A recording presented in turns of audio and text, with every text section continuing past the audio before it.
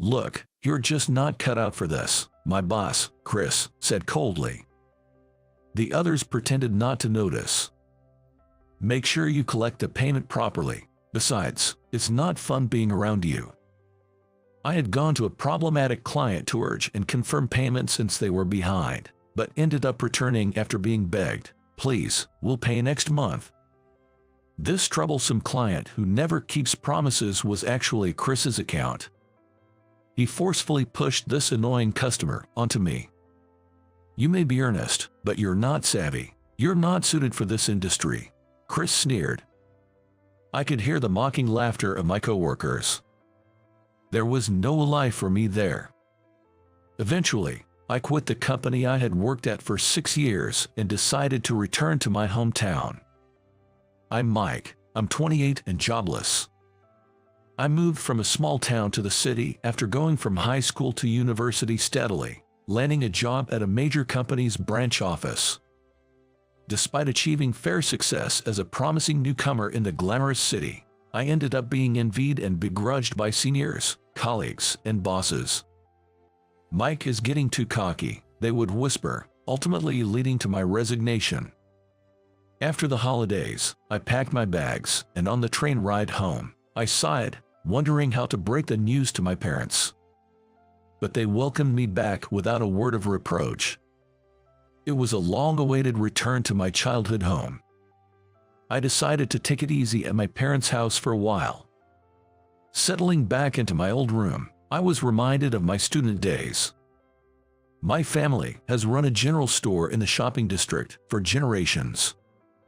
Everyone in the district knows our shop. From birth, I was cherished by the adults in the neighborhood. And both my parents and the residents love the local festivals.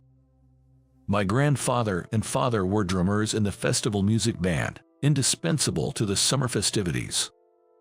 From a young age, my father taught me how to play the drums, and before I knew it, I was part of the ensemble. Maybe it's in the blood. The sound of the drums stirs my soul. I eagerly participated in the practices. The adults in the community would say, "A festival isn't complete without Mike's drumming."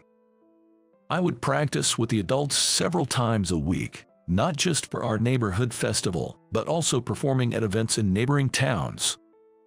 The sound of the drums lifted everyone's spirits. In school, I was a well-liked figure with many friends. But children's interests are fickle.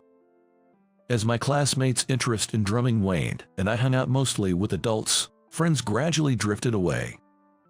Even after starting middle school, I continued to engage in drum practice, which, unbeknownst to my peers, made me the subject of odd looks. By this age, a so-called social hierarchy forms in class. Ken, a handsome soccer player, reigned at the top. His father was a well-known company president, wealthy, with excellent grades, and popular among the girls. Fans from other schools would even come to watch his soccer practice. I joined the newspaper club and spent my free days drumming. Not from a wealthy home and with only average grades, I found myself ranked low in the social order and became a target for Ken's teasing. Do you actually enjoy life, drumming with old folks? That drumming is essential for our community events. Come listen sometime, it'll cheer you up. Community events, how lame. Ken and his entourage would burst into laughter. Being in an inconspicuous club and mostly involved with community events, I was ridiculed as uncool and too serious, eventually being treated like a contagion, as if hanging with Mike will make you old. I took out all that frustration on the drums. Unfortunately, I was in the same class with Ken until the third year of middle school. While I was fed up, I can't forget the opening ceremony that year. Into our unchanging class came a new student. The transfer student, Emily, appeared to be the daughter of a major company executive, petite but well-mannered, with fair skin and long black hair that caught everyone's eye. She quickly became the object of admiration from both boys and girls in the class. Surprisingly, Emily ended up sitting next to me. "Mike, nice to meet you." I remember her talking to me in a quiet, bell-like voice. "Nice to meet you too," Let me know if you need any help." Normally, I wouldn't say such a thing, but for some reason, I blurted out a line that didn't sound like me. However, I felt that Emily seemed a little relieved to hear it. But after school, Ken and his followers would confront me with nonsensical accusations like, "Don't get cocky," and "Don't you dare do anything weird to Emily." I thought it was unnecessary to go that far just because I sat next to the class beauty, but after every class, I was forcibly shooed away from my seat with a mic. "You're in the way," as the whole class flocked around Emily. Emily seemed to have after-school activities, as she often went home right after class.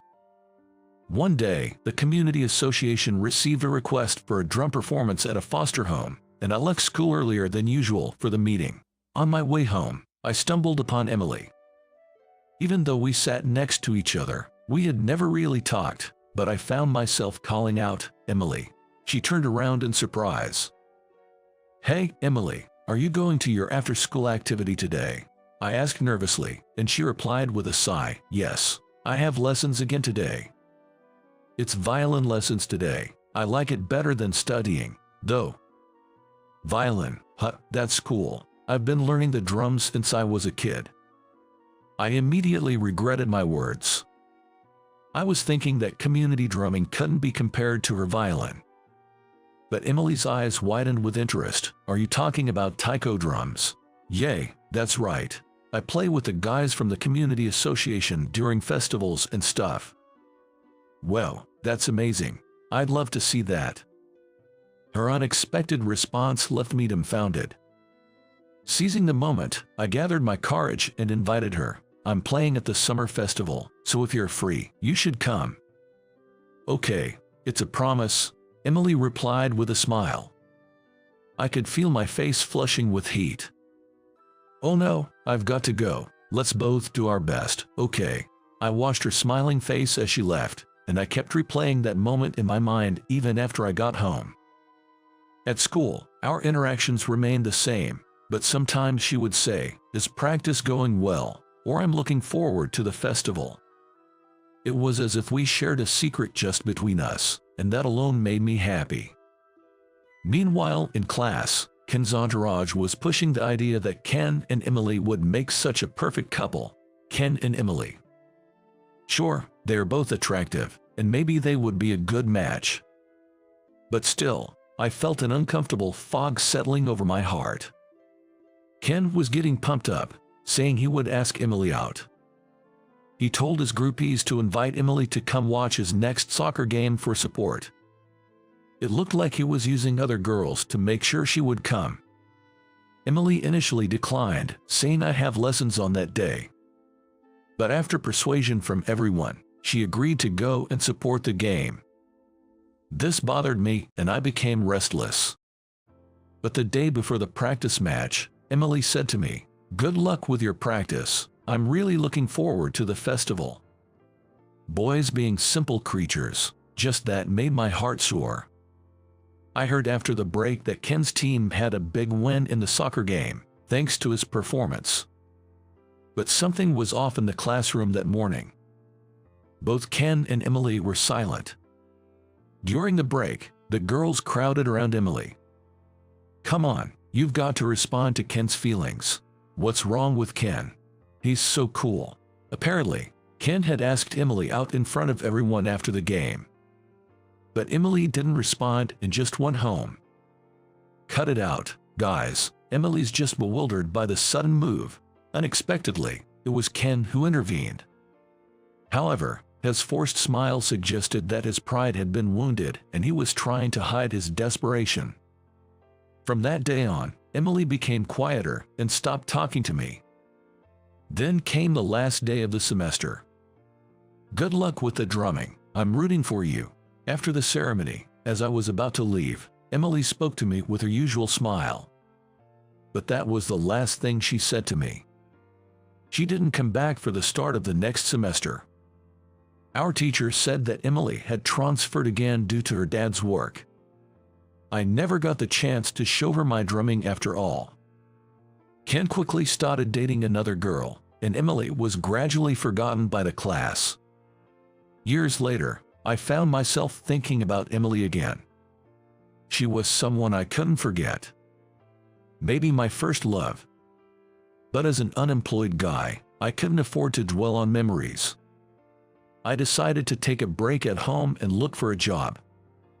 It didn't take long for the community association folks to find out I was back, and the neighbors, who had aged quite a bit, came by to say hello. "Hey, Mike, you got some free time now, right? How about hitting the drums again? You're back for a reason. Let's play together." The community drumming had continued even after I'd left for a job, and it seemed they were often invited to perform at festivals and events. There was a performance at the community center coming up, and everyone was asking if I would join. I hesitated at first, but remembering Emily, I decided to go to practice. Mom and Dad encouraged me, saying have fun. After years of not playing, I was plagued by muscle pain, but my skills hadn't faded. The kids still got it, the community members said, satisfied. The performance at the community center attracted a big crowd. When we started playing, I could feel the audience being drawn in. At 28, I was the youngest, but the other members' skills hadn't declined at all. When I struck the final beat, the applause was thunderous. I felt elated by the performance. "Your playing was terrific." An elderly woman in a wheelchair approached me after the show. She looked very dignified with glasses. "Your performance gave me such energy. Feels like my injured leg will heal faster now." "Thank you, it's great to hear that," I said. "When's the next show? I'll definitely come to watch." "Well, I'm actually job hunting right now, so I'm not sure when I'll play again." I found myself sharing more than I expected. "You better find a job fast. I want to hear you play again. What kind of company would fire someone like you?" She was inquisitive, but I didn't mind and ended up chatting with her for a while. "You're 28, that's the same age as my granddaughter. She was just here," but just as she was about to continue, the community folks called out, "Mike, help us clean up, will ya? Thank you for today. Hopefully, we'll meet again if fate allows it." As I joined to clean up, I saw a young woman coming to pick up the elderly lady. "Hurry up, don't want to overstay our welcome." I was rushed to help with the cleanup, and soon the two ladies were out of sight. My drumming had the power to energize others. The words of that woman made me feel glad I had continued playing drums. A few days later, "Mike, there's a class reunion invite. What are you gonna do about it?" Apparently, there was a middle school reunion happening soon. There had been a few before, but they always coincided with busy times at work, and I never attended. Well, I was busy, but more than that, I didn't want to see Ken. Why not go for a change of pace? You might even meet someone nice. "Yeah, Mike, you should meet up with friends your own age. You've come all the way back home after all." Persuaded by my parents, I decided to attend the reunion to get a change of scenery. On the day of the reunion, I headed to the hotel that was the venue. It seemed there were other groups using the hotel today as well. Many people were bustling about. I wondered if everyone would remember me. Feeling a bit anxious, I cautiously approached the reception where I was greeted unexpectedly warmly by familiar classmates. "Hey, isn't that Mike? Long time no see. You're back in town. Let's catch up over a drink." Among them were Ken's old entourage, but as adults, they no longer treated me the way they did back then. I was relieved, but that was naive of me. "Our boss is such a jerk," someone griped. "Yeah, the one with a face like a pug," others added. They all complained about work, voicing their daily frustrations. I wasn't the target, but it reminded me of the unpleasant atmosphere of my old company. The women were even bragging about their romantic conquests and affairs. Disgusted, I regretted coming when suddenly, "Ah, Ken, you're late," was shouted, and a cheer went up from the women. Ken entered, dressed in a flashy suit, signaling his grand entrance. "Well, Mike, it's been ages. I was surprised to hear you'd come." Ken grinned as he approached me. "Hey, long time no see." I replied, trying to brush it off, but Ken slapped my shoulder mockingly. You got fired, didn't you? His loud voice made sure everyone heard, and the mocking laughter of classmates followed. Really? Wow, Mike, that's lame. Why do you know that? I heard from Chris that his company hired some loser. He's a senior from my college. It was a surprise that Ken knew Chris, but their similar vibe made sense. Seen you on social media, still drumming with the old guys. If you've got time for that, you should be job hunting. Ken mocked. My drumming at the local events was all over social media. To my classmates, it seemed ridiculous, and they snickered. I was about to leave, annoyed, when something cold splashed on my face. Ken had thrown his beer at me, eliciting more laughter. Hey, don't ignore me. You're still boring as ever. That's why you don't have a girlfriend. A jobless single guy. You are pretty much done for. The crowd laughed even harder. I wiped my face with a handkerchief, feeling miserable. What a mess. Typical you. Emily's coming today, you know. Emily. My heart raced and my face felt hot at the mention of her name. Oh my God, that Emily is going to come. All the memories came flooding back. But I was too miserable, wet from the beer, wanting to disappear. I wonder if Emily's still single. She must have a handsome boyfriend by now. The classmates speculated, but then someone shouted, "Here comes Emily." There she was, after several years. Her long black hair flowing, her fair skin, and her firm lips. I was in awe, even as I wiped the beer from my face. Hey, you are here to see me, right? Ken joked, reaching out to her. But she brushed his hand aside and strode straight toward me. Emily took out a white handkerchief and began wiping my face, and I heard bewildered voices from the people around me. Stop it, you'll get dirty. What's the big deal? Mike is my boyfriend, Emily declared. I was as surprised as everyone else. What? While Ken frowned unhappily. Come on, knock off the bad jokes. Don't associate with this loser. Ken raised his voice in annoyance. Go have tea with the old men. You're an eyesore. Get lost. As he said this, he tried to separate me and Emily. Come on, let's go have a drink, Ken said, trying to pull Emily away forcibly. Ken, there's someone I'd like to introduce you to, Emily said, shaking off his hand. What? Are your parents here? That's troublesome. Ken smirked. It was then that a familiar female voice interjected, Ken, you seem quite full of yourself. The owner of the voice was an elegant elderly woman in a business suit. It was the same woman who had come to watch the drum performance in a wheelchair. But today she stood on her own feet. It seemed her injury had healed. I was confused about why she was there. Mrs. Smith, why are you here? Ken froze in surprise. It appeared that Mrs. Smith was someone Ken couldn't stand up to. We're having a company anniversary party in the back room, but when I heard you were here, I thought I'd pop by. I'm sorry, I didn't realize. What a terrible oversight, Ken said, but still held onto Emily's hand. Ken, would you mind letting go of my granddaughter's hand now? Your granddaughter, I exclaimed. Emily was the granddaughter of Mrs. Smith. Ken, his face sweaty with panic, finally let go of Emily's hand. You're as selfish and arrogant as ever. You always had to act the part at work, but I had no idea you were like this in real life. It's a misunderstanding. I just wanted to make everyone laugh and cheer them up. Like that excuse will fly. I think I'll have to reconsider our company's dealings with yours. Ken, that's lame. The cronies started among Ken's entourage as Mrs. Smith and Emily looked at me intently. Your drumming really touched my heart. It healed my injury so quickly. That's what it means to uplift people. I saw that performance too. It turns out Emily had been at the venue too and had heard my performance. I had left to help with the cleanup, but at that moment, it was Emily who had come to pick up Mrs. Smith.